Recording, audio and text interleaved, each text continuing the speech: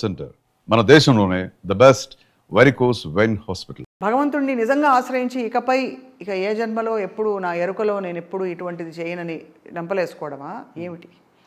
మోక్షం అంటే అర్థం ఏంటంటే ఊరికే వచ్చేది, ఒక జన్మలో వచ్చేసేది. తెలుసో తెలియకో చాలా తప్పులు చేస్తావు. ఇది తప్పని నువ్వు తెలుసుకున్న తర్వాత ఆ తప్పు నువ్వు తిరిగి దాన్ని రిపీట్ చేయకుండా ఉంటూ అలాంటి జీవన విధానం మనం గడుపుతూ అలా జన్మలు ఎత్తుతూ చివరికి పూర్తిగా పరమాత్ముడే సర్వమని భావించి, గీతలో ఒక మాట అంటాడు, చాలా గొప్ప మాట. బహూనాం జన్మనామంతే జ్ఞానవాన్ మాం ప్రపద్యతే వాసుదేవ సర్వమితి సమహాత్మా సుదుర్లభః అంతకాలే చ మామేవా స్మరన్ ముక్త్వా కలేబరం యః ప్రయాతి సమద్భావం యాతి నాస్త్యత్ర సంశయః.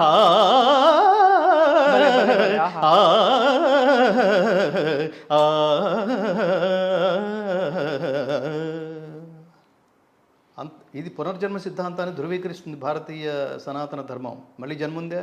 ఇప్పుడే కుమ్మేయి అంటున్నారు చూడండి.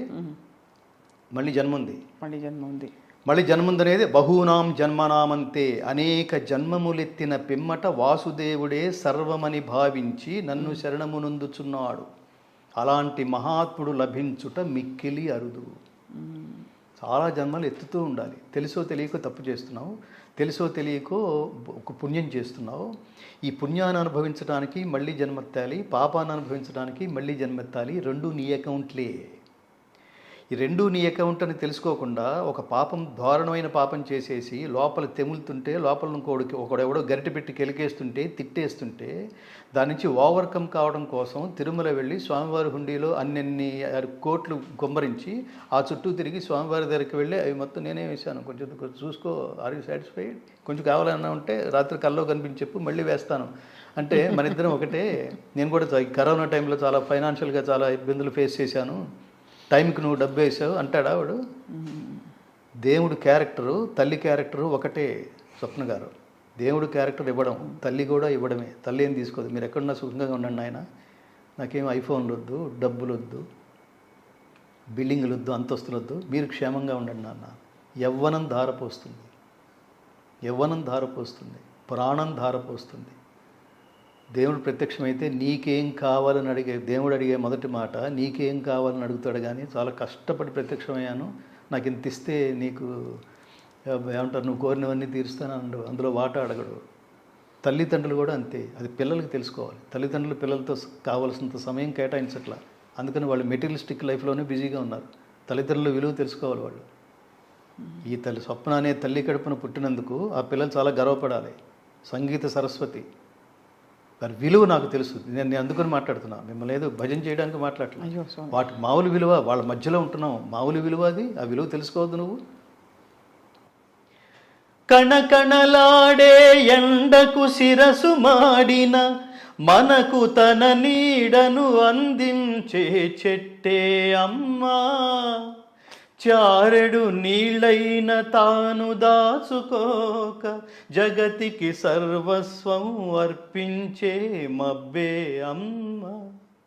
ఆ అమ్మలనే మించిన మా అమ్మకు రుణం తీర్చుకోలేను ఏ జన్మకు. కంటేనే అమ్మని అంటే ఎలా, కరుణించే ప్రతి దేవత అమ్మే కదా, కన్నమ్మే కదా. అసలు ఏమిటి ఆ సాహిత్యం? ఏంటి పిల్లలకు తెలియదు? కణకణలాడే ఎండకు శిరసు మాడిన మనకు తన నీడను అందించే చెట్టే అమ్మ. అమ్మ అంటే అర్థం ఏమిటంటే ఇస్తుంది, తీసుకోదు. అలా ఒక్క చుక్క కూడా తను దాచుకోని మబ్బు అమ్మ కదూ, వర్షం రూపంలో మనకు అందిస్తోంది. ఎండలో నిలబడి నేను మలమల మాడిపోతుంటే వీళ్ళకేంటి చల్లగాలి ఇవ్వటం అనేది, కింద విశ్రాంతి తీసుకోవడానికి వచ్చిన వాడిని లాగి కొమ్మతో కొట్టద్దు, చేయట్లేదు ప్రకృతి అట్లా. నిజం. సో అట్లా అంటే మీ జ్ఞాన దృష్టితో చూడగలిగితే ప్రకృతిలో ఇట్లాంటి అమ్మలు చాలా ఉన్నాయి. నారాయణ రెడ్డి గారి రచన అది. ఏమి కవులు ఏంటండి, ఈ భావ సంస్కారం మన నెక్స్ట్ జనరేషన్కి ఉండొద్దండి. వాడిది baba black sheep have you any wool దగ్గర బొచ్చు దగ్గర అయిపోయారు పిల్లలు. అంటే దాని అర్థం ఏంటంటే you are not spending your valuable time with your most valuable kids. మీరు అలా వాళ్ళని కనుక అలా పెంచారనుకోండి మన పిల్లల్ని, వాడు ఇంకో కొంతమందిని ఇదే ప్రభావితం చేస్తాడు. అవును, దుర్మార్గుడు ఐడియాలజీ సమాజంలోకి వాళ్ళు ఇంటర్వ్యూలు చేయడం ద్వారా సమాజంలోకి ప్రసరిస్తోంది అనుకోండి, మానసిక దుర్బలు దాన్ని ఇన్స్పైర్ అయిన వాడు ఇంకో 100 మందిని ఇలాంటి వాడినే తయారు చేస్తారు. వాడికి ఫైనల్గా వాడి చివరికి అంత్యకాలంలో వాడు రియలైజ్ అవుతాడు. అప్పటికి వాడి జీవితం నాశనం చేసుకున్నాడు, ప్రపంచాన్ని కూడా నాశనం చేసేసాడు. అందుకని మంచి వాళ్ళని, మంచి వాంగ్మయం, మంచి సంగీతం ఎప్పుడు మంచిదే. మంచి పాటను ఎందుకంటామంటే దాంతో సాహిత్యం కలవటం వల్ల, అది వ్యాంప్ పాట, ఐటమ్ సాంగు, లేకపోతే మంచి సాంగు, క్లాసికల్ సాంగు ఇలా మాట్లాడుతున్నాం మనం. దాంతో కలవటం వల్ల అవును, ఇవన్నీ పిల్లలకి చేరాలి. ఏది నేను ఘంటసాల గారి పాటల్లో ఏముందంటే చెప్తాను. మీరు పడుకున్నప్పుడు ఒక మెడిటేటివ్ మూడ్లో పీడకలలు రాని నిద్రలోకి జారుకోవాలి అని అనుకుంటే ఘంటసాల గారి పాట అండి, పాత పాటలు అండి. అలా పడుకున్న వాడిని లేపాలంటే కొత్త పాటలు పెట్టండి.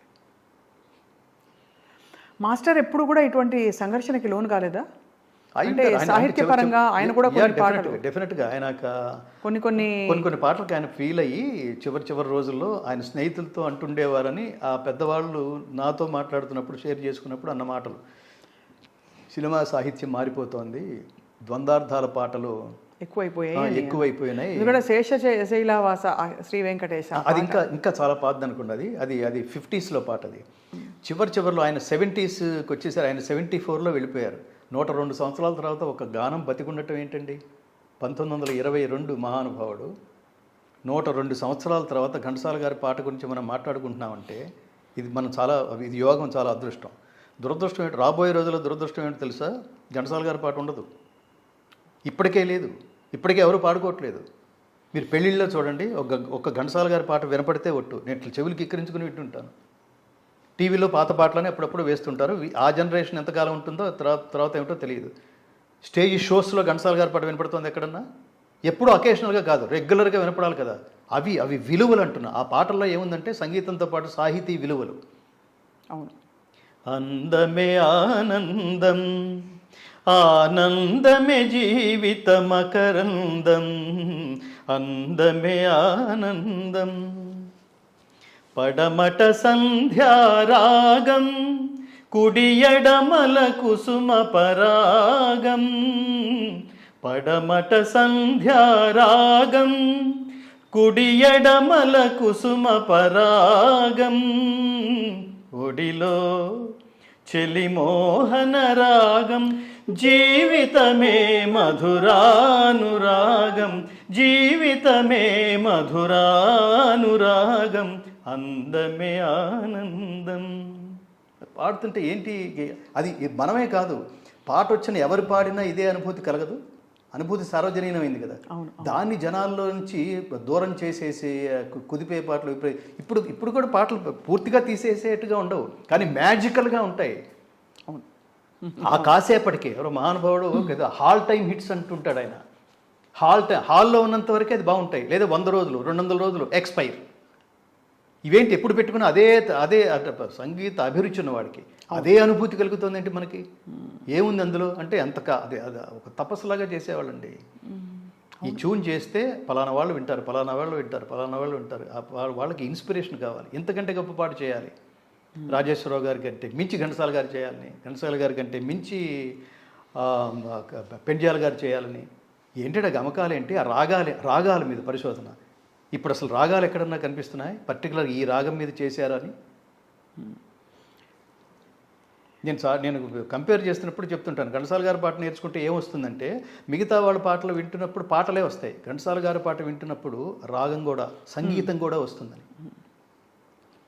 మది శారదా దేవి మందిరమే, మది శారదా దేవి మందిరమే, కుదురైన నియమమున కొల్చేవారి మది శారదా దేవి మందిరమే. కళ్యాణి ఆ కళ్యాణ రాగం వచ్చేసినట్టు కదా మనకి. ఇప్పుడు కూడా అక్కడక్కడ వస్తున్నాయి కదా స్వామి పాటలు అలాంటివి. అక్కడక్కడ ఏమిటి అది చెప్పేది. అంటే మనకి ఆ సందర్భం కథకి అవసరం ఉంది. నేను క్లాసికల్తో కంపేర్ చేయట్లేదు. మీరు మామూలుగా పాట ఇందాక నను భావది అలిగితే సఖి ప్రియ, మీరు రాగం బేసుడితో వస్తున్న పాటలు అసలు అత్యంత అరుదనమాట. కారణం ఏంటంటే రాగాల మీద పరిశోధన కానీ రాగజ్ఞులైన సంగీత దర్శకులు కానీ అరుదుగా ఎక్కడో కీరవాణి గారు అలాంటి వాళ్ళని తీసేయండి. అదే అట్లాంటి వాళ్ళు చాలా అరుదుగా ఉండటం వల్ల అయితే మీకు సామజవర గమనాలు నచ్చవైతే. నచ్చవు. ఏం సామజవర గమన? సామజవర గమన అవన్నీ అదే చెప్తున్నా కదా, అవన్నీ మ్యాజికల్ కానీ నాట్ లాంగ్ లాస్టింగ్ అంటారు. అవి అదే చెప్పేది. ఇప్పుడు దాని తర్వాత ఇంకోటి ఏదో పాట వస్తుంది, ఈ పాట కింద ఆ పాట పని నలిగిపోతుంటుంది, కాసేపు టిక్లింగ్ గా ఉంటుంది. కమాన్ కమాన్ కళావతి అదే నేనేమంటానంటే నచ్చదు. మీరు అది ఇది తప్పు. నాకు నచ్చకపోవడం అనేది నేను నచ్చదంటే అదే మీరు ఇది బాగుంది అని అనిపిస్తుంది, కానీ కాలం సమాధానం చెప్తుంది. ఆ కాలం చక్రం కింద పడి ఇవన్నీ నలిగిపోతున్నాయంటే ఎక్కడో పరిశోధన కావాలి. వాళ్ళు సింగర్స్ కూడా వచ్చి లైన్ బై లైన్ పాడేసి పుక్కిలించి ఉమ్మేసినట్టుగా పాడేసి వెళ్ళిపోతే ఏముంటుంది అక్కడ? 100 రోజుల పాటు అంటే సినిమా 3-4 నెలల పాటు ప్రాక్టీస్ చేసుకుని దాన్ని ఓన్ చేసుకుని ఈ శబ్దాన్ని మీరు నమ్మి తీరాల్సిందే. పాటే మీరు అయిపోయేట్టుగా పాడాలి అంటే 1 గంట ముందు వచ్చేసి పాడి వెళ్ళిపోతే ఎప్పటికీ కాదండి. ఆ పాట బాగానే ఉన్నట్టు అంటుంది, చరిత్రలో నిలబడదు. అది ఆ శబ్దం చరిత్రలో నిలబడాలంటే ఇంత తపస్సు జరగాలి. ఇవన్నీ చాలా పెద్ద పెద్ద మాటలు. దాని డెప్త్ తెలిస్తే మనకు అర్థమవుతుంది. నేను చాలా గొప్ప మాట చెప్తున్నారు స్వామి. ఈ సందర్భంలో కొద్దో గొప్ప విజయం సాధించిన వాళ్ళ దివ్యగాథలన్నీ మనకి ఇప్పుడు పాఠ్య పుస్తకాల్లో చేరుస్తున్నారు. భగవద్గీత పారాయణం కానీ, శ్లోకాల అర్థం తెలుసుకునే ప్రయత్నం కానీ, చెప్పే ప్రయత్నం కానీ ఎందువల్ల పాఠ్యాంశాలలో లేదు గురుగారు? పాఠ్యాంశాలు లేకపోవడం అన్నది చాలా గొప్ప, చాలా భయంకరమైన, దురదృష్టకరమైన విషయం.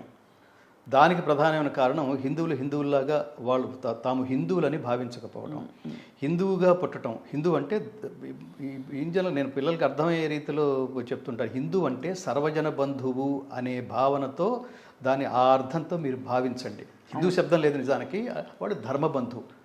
ధర్మం అనేది ప్రపంచానికి, ధర్మం అంటే ఏమిటో ప్రపంచానికి రుచి చూపించిన దేశం భారతదేశం కదా. అందరూ బాగా బతకాలి, అందరూ కలిసి బతకాలి.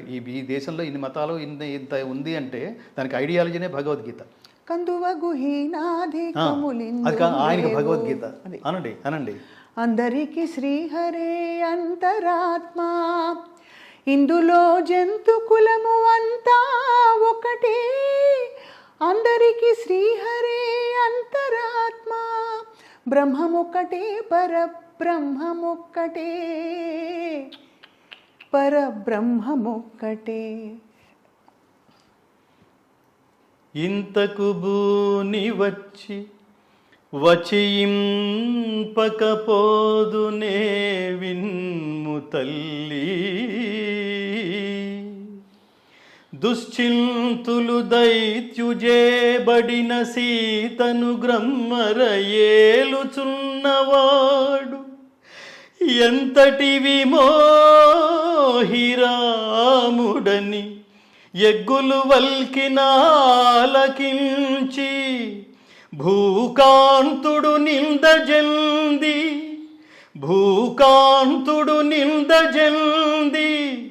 నిను కానల లోపల దించి రమ్మనెన్, నిన్ను కానల లోపల దించి రమ్మనెన్. సీతామహాదేవి తల్లిని అడవిలో వదిలేస్తున్నప్పుడు లక్ష్మణుడు పాడుతున్నది. ఆర్ద్రత అనేది ఎక్కడ కనిపిస్తోంది? మన అదృష్టం ఏమిటంటే గొప్ప సంగీత కళాకారులు, సాహిత్య కళాకారులు ఉన్న వాళ్ళ మధ్యలో మనం పుట్టడం, ఆ కాంటెంపరీస్గా పుట్టడం. నారాయణ రెడ్డి గారు నేను చూడడానికి వచ్చేది అక్కడితో అయిపోలేదండి. నన్ను పొద్దునే లేపేవారు ఆయన. లేచావా, లేపానా అనేవాడు. లేచాను గురువుగారు, నాకు గొంతు తెలుస్తోంది, లేపా అనేవాడు. అని పాట ఇది అర్జెంటుగా ట్యూన్ చేసి నాలో సంగీత దర్శకుడిని గ్రహించి సంగీత దర్శకుడిగా ప్రపంచానికి పరిచయం చేసిన మహాత్ముడు నారాయణ రెడ్డి గారు. నన్ను వేదికల మీద పెంచిన మహానుభావుడు, ఆ జీవితాంతం కృతజ్ఞుడిగా ఉండవలసిన మహానుభావుడు ఘంటసాల గారు. తండ్రి స్థానంలో ఉన్నారు వీరిద్దరూ. వాళ్ళిద్దరూ ఏమంటారు, ఆ పితృదేవతల స్థానానికి వెళ్ళిపోయి ఆశీర్వదిస్తూనే ఉన్నారు. నేను అవన్నీ నేను ఇంట్లో ప్రాక్టీస్ చేసుకుంటున్నప్పుడు కావాలని పిల్లల ముందు పాడుతుంటాను. మా అమ్మాయి రాసుకుంటున్నట్టుగా నటించి నేను ఈ పక్కన పాడుతుంటే సడన్గా ఏదో గుర్తొస్తుంటుంది. ఇప్పుడు నేను వేదికల మీద నేను చాలా పాటలు పాడలేవు. కేవలం భగవద్గీత ఆధారంగా ఆ నేపథ్యంలో జీవితానికి సంబంధించిన కొన్ని మంచి మంచి పాటలు కూడా వేదిక మీద పాడుతుంటాను. ఆర్ద్రత, వాచిక తపస్సు అన్నాం. వాచిక తపస్సు నేను ఇంటర్వ్యూలు చేసేవాళ్ళు కూడా సూచనలు ఇస్తుంటాను. వాళ్ళ ద్వారా మీరు ప్రపంచానికి ఏం చెప్పించాలనే లక్ష్యంతో బయలుదేరారు. టైంపాసా, జాబ్ కోసమా, ధనం కోసమా, శాలరీ కోసమా, ఏదో అప్పటికి ఏది వస్తే అదే, నోటికి ఏది వస్తే అది అడిగేస్తారా? కాదు, చాలా విలువైన స్టేజ్లు ఇవి. ఒకటి ద్వారా ప్రపంచానికి మీరు మంచి చెప్పడానికి ప్రయత్నిస్తే కొన్ని కోట్ల మంది బాగుపడతారు. వాడు దుర్మార్గుడు, వాడు దుర్మార్గమైనదే మాట్లాడతాడని తెలిసి కూడా వాడితో అది టికిల్ చేయించి వాడికి అదే మాట్లాడించే ప్రయత్నం చేస్తే లైక్స్ చాలా వచ్చి ఉండొచ్చు. కానీ దానికి వచోగుణ సంబంధమైన దోషం చెప్పిన వాడికి కూడా అదే దోషం ఉంటుంది. దాని ఫలితం మనం అనుభవించాలి. అనుద్వేగకరం వాక్యం, గీత గొప్ప శ్లోకం చెప్తుంది. అనుద్వేగకరం వాక్యం సత్యం ప్రియహితం చయత్ స్వాధ్యాయాభ్యసనం చైవ వాంగ్మయం తప ఉచ్యతే.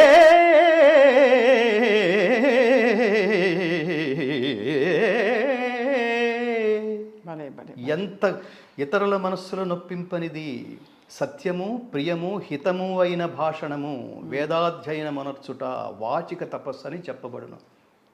ఆ నోట్లోంచి అవే రావాలి. ఎందుకు రావాలి? కందువగు హీనాధికమిందులేవు అందరికీ శ్రీహరే అంతరాత్మ అని పలికిన నాల్క అది చాలా విలువైంది. ఇతర నాలుకల కంటే చాలా విలువైంది. ఈ నాలుకతోనే అది మాట్లాడేస్తానంటే నేను అదే చెప్తుంటాను. పలానా వాడికి పద్మశ్రీ వచ్చింది అన్నాడు అనుకో, ఆ పద్మశ్రీ వచ్చిన వాడి పాటల్లో బూతు పాటలు కూడా ఉన్నాయి కదా అని అడుగుతా, వాడు సైలెంట్ అయిపోయాడు.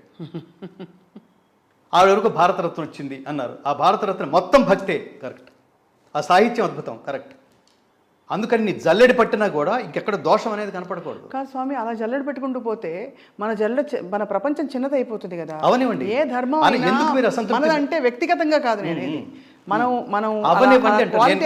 మళ్ళీ నేనే ఉదాహరణ తల్లి, బంగారు తల్లి, నేనే ఉదాహరణ. చిన్నదైపోతే ఏమిటది అంటే మనదంటే వ్యక్తిగతంగా కాదు, నాట్ ఫర్ సోషలైజింగ్ స్వామి. బట్ నేను అనేది అసలు ప్రపంచంలో జల్లెడ పడుతూ మనం అలా పోతే తాత్విక దృక్పథం అది పాడేవాళ్ళు ఎవరు అంటే ఇలాగే అనుకుని నేను అందరూ మంచి పాటలే మళ్ళీ అందులోకి వెళ్తున్నాం. అసలు ఓకే అర్థమైంది. అయితే ఒకటే తమరి సంకల్పం అంటే ఈ యజ్ఞం ఇప్పుడు ఒక అద్భుతమైన స్థాయికి వచ్చింది భగవద్గీత ఫౌండేషన్ ద్వారా. మీ సంకల్పం ఏంటి? భగవత్ సంకల్పం ఏంటి మీ ద్వారా నెరవేరబోయేది? నా ద్వారా భగవత్ సంకల్పం ఏమిటో తెలియదు నాకు. మళ్ళీ నేనే ఇప్పుడు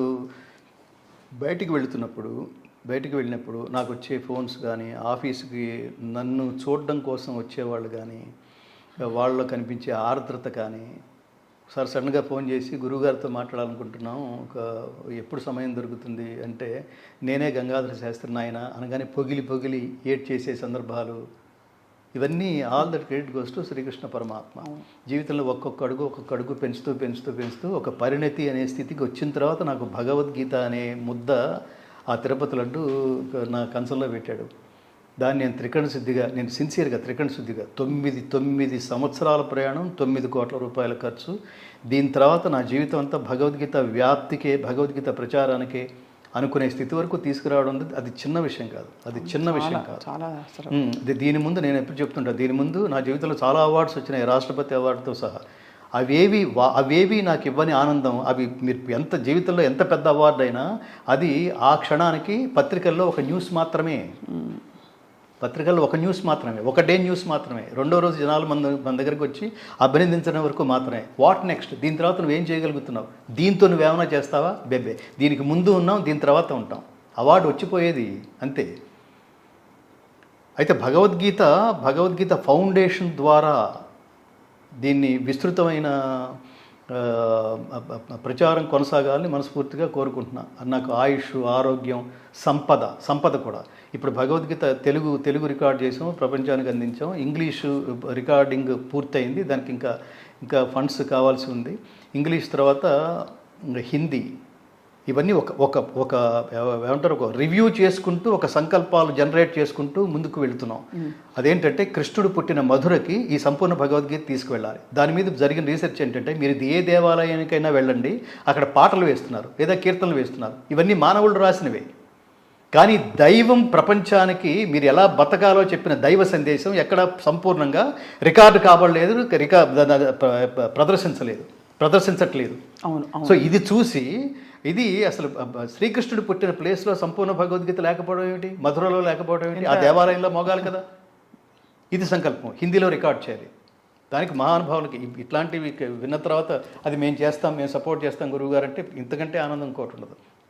అలాగే శ్రీకృష్ణ పరమాత్మ అవతారం చాలించిన తర్వాత కూడా ఆయన హృదయం శిల రూపంలో సజీవంగా ఇవాళకి భద్రంగా సజీవంగా ఉంది అని కోట్లాది మంది సనాతన ధర్మీయులు లేదా హిందువులు విశ్వసిస్తున్న దేవాలయం పూరీ జగన్నాథుడి దేవాలయం. అక్కడ ఒడియాలో రికార్డ్ చేసి ఆ దేవాలయానికి ఇవ్వాలి. అలాగే శ్రీకృష్ణుడు పరిపాలించిన గుజరాత్, పరిపాలించిన ద్వారకకి ఈ సంపూర్ణ భగవద్గీత చేయాలి, రికార్డ్ చేయాలి. ఏమిటి ఈ భగవద్గీతను మేము చాలా గర్వంగా చెప్పుకోగలం, ఆత్మశుద్ధిగా చెప్పుకోగలం. మనం చేసిన భగవద్గీత రికార్డింగ్ ప్రత్యేకత ఏంటంటే పాడేయలేదు స్వప్న గారు. మీరు కళ్ళు మూసుకుని వింటుంటే సాక్షాత్తు మీరే కురుక్షేత్రంలో శ్రీకృష్ణార్జున సంవాదాన్ని ప్రత్యక్షంగా వింటున్న అనుభూతి కలిగించే సౌండ్ టెక్నాలజీలో రికార్డ్ చేశాం. 9 సంవత్సరాల కాలంలో ఎన్ని టెక్నాలజీస్ మారిపోయి ఉంటాయి, ఎన్ని సాఫ్ట్వేర్స్ మారిపోయి ఉంటాయి, ఎన్ని ప్లగ్గిన్స్ మారిపోయి ఉంటాయి, ఎన్ని ఇన్స్ట్రుమెంట్స్ మారిపోయి ఉంటాయి. ఎప్పటికప్పుడు అవన్నీ కొంటూ మామూలు క్యాజువల్గా ఉన్న కృష్ణుడు అర్జునుడి స్థాయిలో ఉన్న కృష్ణుడు ఉపదేశానికి, విశ్వరూపం చూపించిన కృష్ణుడు ఉపదేశానికి గాత్రాల్లో తేడా ఉండాలి.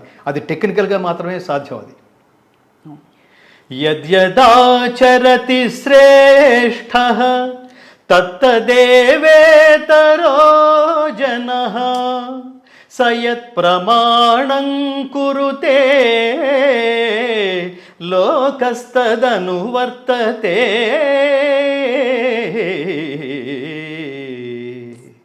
ఇది ప్రశాంతంగా ఉపదేశం స్థాయి కృష్ణుడు మాట్లాడుతున్నది.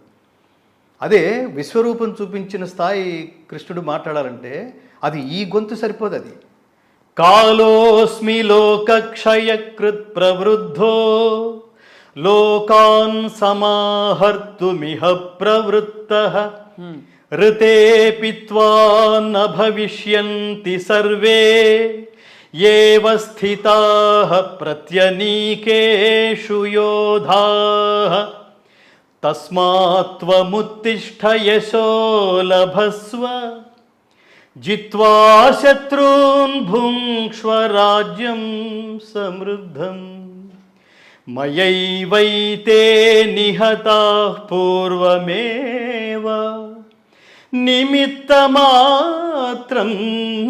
భవ సవ్యసాచిన్.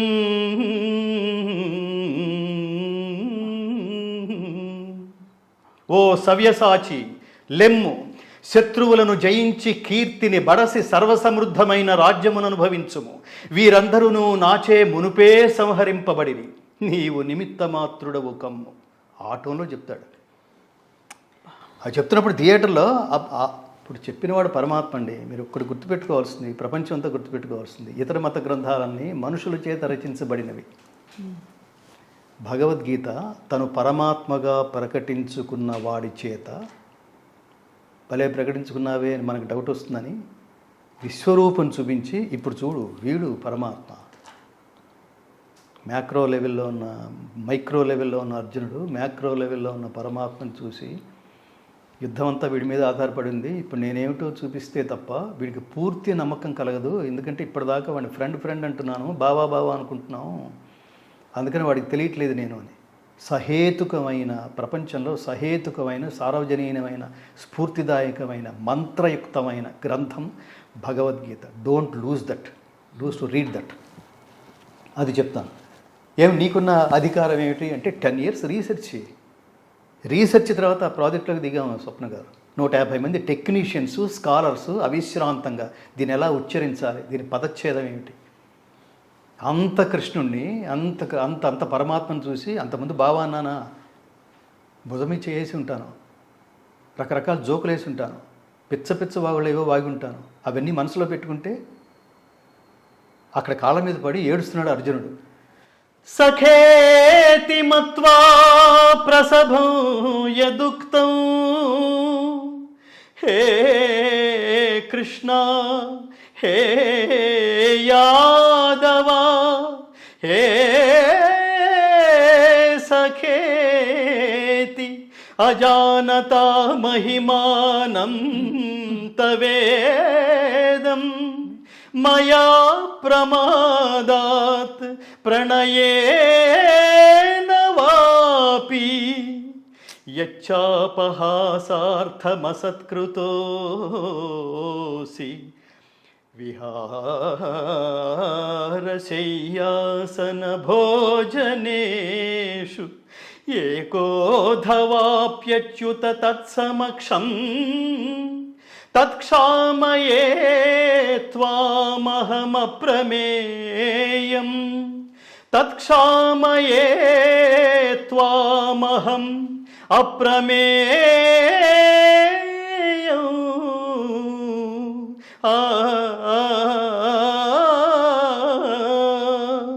అచ్యుత, నీ మహిమను గుర్తింపజాలక నిన్ను నా సఖునిగా ఎంచి చనువు చేత ఓ కృష్ణ, ఓ యాదవ, ఓ మిత్రమా అని పొరపాటున అలక్ష్యముగా సంబోధించి యుంటిని. విహారశయ్యాసన భోజన సమయములలో గాని, ఏకాంతమున గాని, అన్యుల సమక్షమున గాని పరిహాసము కొరకు నిన్ను కించపరచియున్నచో ఆ అపరాధములన్నింటినీ క్షమింపుము. ఓ అప్రమేయ, నా అపరాధములన్నింటినీ నీవు క్షమింపుము పరమాత్మ.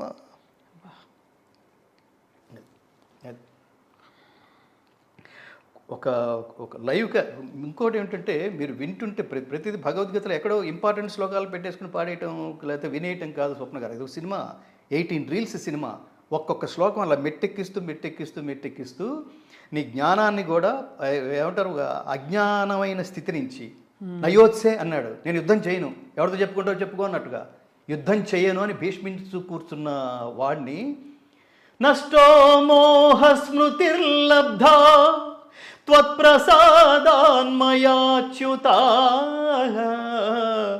స్థితోస్మి గత సందేహ కరిష్యే వచనం తవా.